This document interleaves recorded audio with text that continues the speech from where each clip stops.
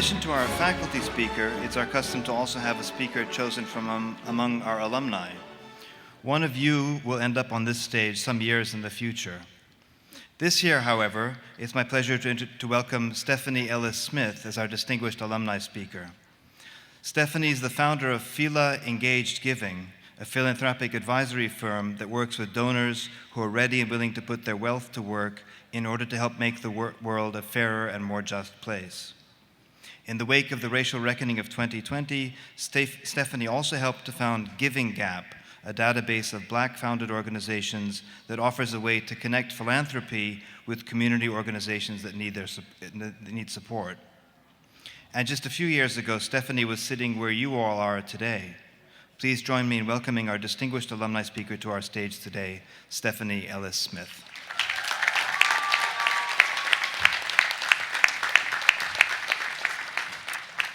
Thank you so much. I cannot tell you what an honor it is to be here. I am so happy and so proud of you, class of 2024. I want to first thank Department Chair Sari Makdisi, not for just for the wonderful introduction, but for also getting my papers, my speech that blew away. So thank you for grabbing those, you saved me. And I want to also thank everyone else within the English department for honoring me with this incredible opportunity to speak with you graduates, family, and friends.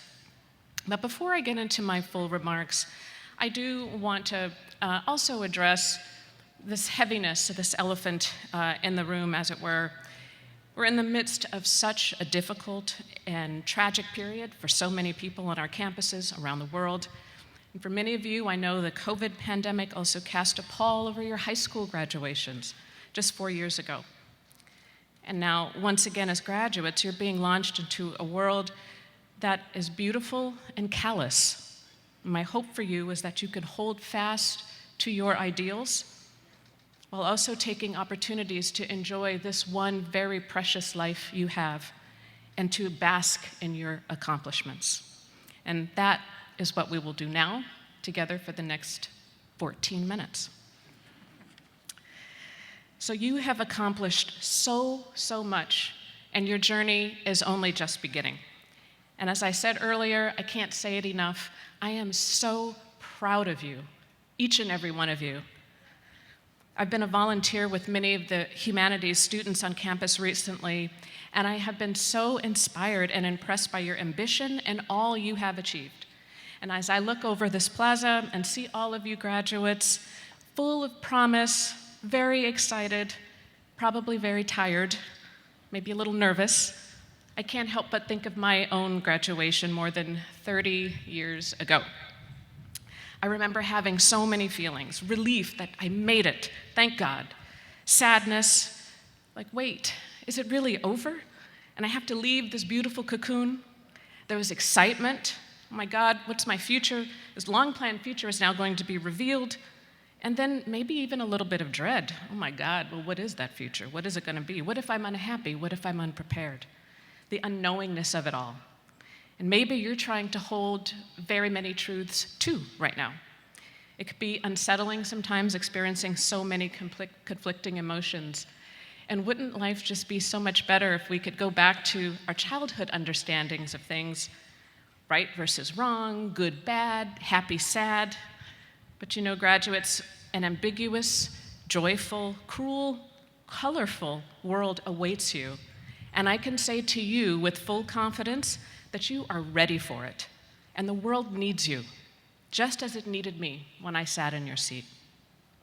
During my years at UCLA, I was exhilarated and exhausted. I was involved in just about everything on campus. Ethnomusicology, I didn't even know what it was when I signed up. Foreign languages, dance, recitations of Chaucer's poetry, even a brief stint at the Journal of Medieval Studies, small readership, very avid. And while English was my major, I was a South Campus STEM kid at heart who wanted to be an MD, PhD, and a little bit more on that in a minute. But I spent so much time running back and forth between North Campus to take Milton, Shakespeare, American Lit, and then back down to South Campus for OChem, Biochem, and my job in the Factor building. So while I was relieved when I did well and completed the rigorous program that I set out for myself, I was also immediately a little saddened and nostalgic for its end. Like you, I had worked so very hard and couldn't wait to graduate and then move on with the next phase of my life. But a bit of melancholy, fear, and sometimes a little doubt sprung up, and that was a surprise. And suddenly I wasn't so sure if I was ready to be out in the real world. But in the years following my graduation, my path took a few twists and turns. I'll say very few were of my choosing. I moved to Seattle, where I live now, to work on retroviruses at the University of Washington and apply to med school. After I applied, I will share with you, I was rejected from all 38 med schools. And the few that even bothered to give me a reason said that it was because I was a risky investment due to being an English major. I was very offended. I had too many interests. I was proved to be maybe a risky investment. So I wasn't sure where I was headed. I didn't know it then, but I'll tell you that the mindset and everything that I learned at UCLA in this English department prepared me and gave me the resilience that I needed and that ultimately shaped my career. But going back at that moment, what I needed most was a job. So while I was looking, my curiosity led me to volunteer for this small nonprofit run by two art historians who were putting together a definitive compendium of the life work of Jacob Lawrence. He was one of our country's greatest artists. The volume is called A Catalogue Raisonné, which is this huge endeavor done only for the most accomplished of artists and the first ever done for a Black artist. He painted the Black experience that connected every American from every walk of life, and for me, it was a life-changing experience. Because I knew how to learn and manage a lot of information, it didn't matter that I didn't know a thing about art history, I quickly became a primary researcher for the Raisonné, and ironically, a different kind of researcher than I originally set out to be.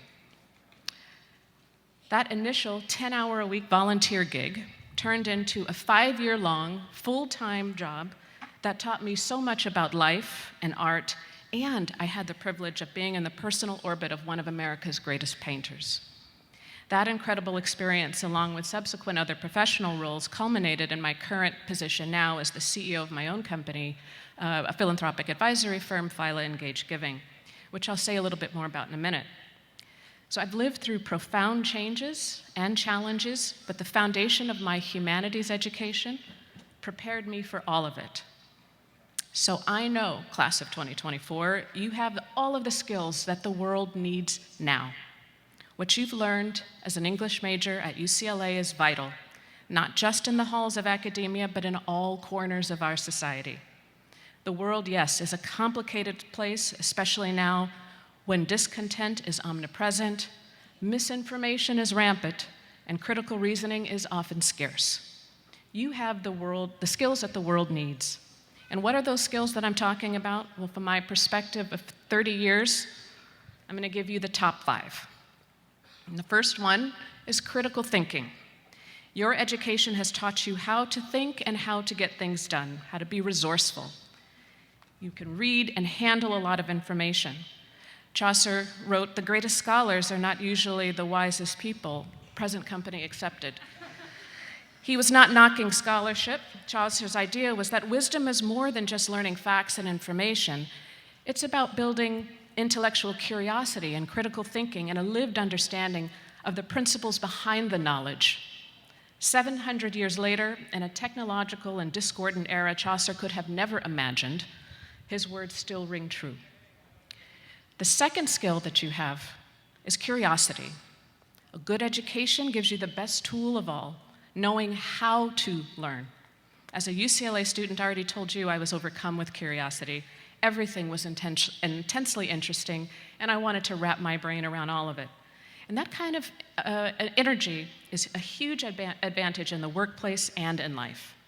Knowing how to learn, being eager to learn, will help you do anything you want. And it's neither prescriptive nor is it formulaic. You will need to create and discern meaning, and you will need to be able to admit when you don't know things and when you need the wisdom of others. The third is leadership. No matter your career or field, there is always an opportunity for you to be a leader. Leaders shape our teams, organizations, communities, and the world. We need good leaders to help guide us and make essential decisions, big and small, that keep our lives moving forward. We tend to think of leaders as these big, larger-than-life, famous folks, the Gloria Steinems, the Nelson Mandelas. You can think of many, many more. It's hard to live up to or compare ourselves to those leaders, but I'm also talking about the small L leaders, a person who is a humble student of life, constantly evolving, expanding, listening, and learning. They know how to collaborate. And by doing so, the small L leaders can lead with integrity and justice, even when no one is looking. The fourth is risk-taking. You will need to take risks to have a positive impact on the world, period. The best things in life are worth it.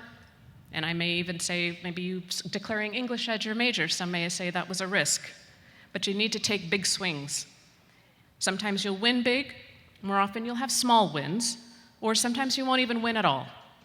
But you have to show up, you take risks, and you be courageous. And as the great Wayne Gretzky says, I'm probably the only one that's quoting hockey folks here, but it is during the NHL season here. As the great Wayne Gretzky says, you're guaranteed to miss every shot you don't take, and that is the truth.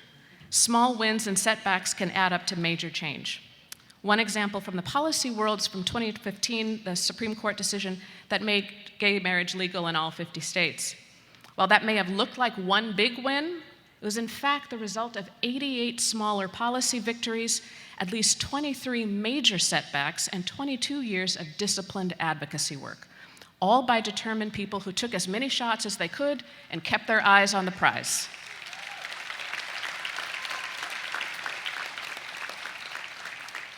And finally, number 5 is the ability to tell stories. Now, this may seem out of place because storytelling rarely comes up as a highly marketable skill unless you're pursuing a career in journalism or writing. But telling stories connects people. It helps us make sense of our contradiction and ambiguity, and we have a lot of that around us right now. When storytelling is paired with facts and with knowledge, stories can bring us closer together and bridge divides. English majors know a lot about what goes into a good story.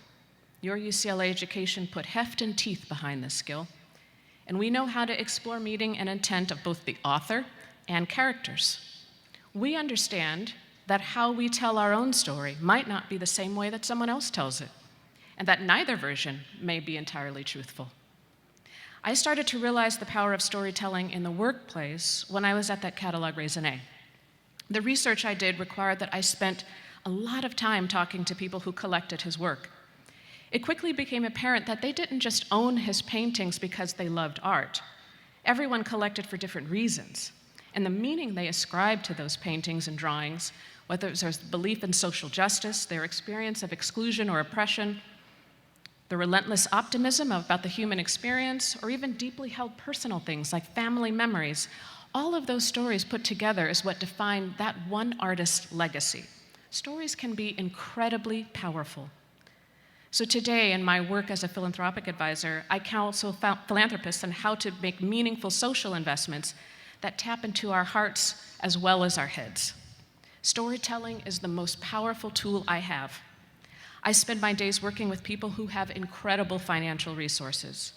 My team and I talk to them to try to draw out their personal meaning. We ask questions like, how do they think about themselves? How do they see their wealth and their purpose? We hear these philanthropists tell their own stories full of successes, a lot of loss, and always hopes and dreams for the future. But because they are human, there are inconsistencies. And then we get to ask more questions and try to pull out deeper meanings to get to the central why behind their giving, to help them give more, faster, and with greater impact.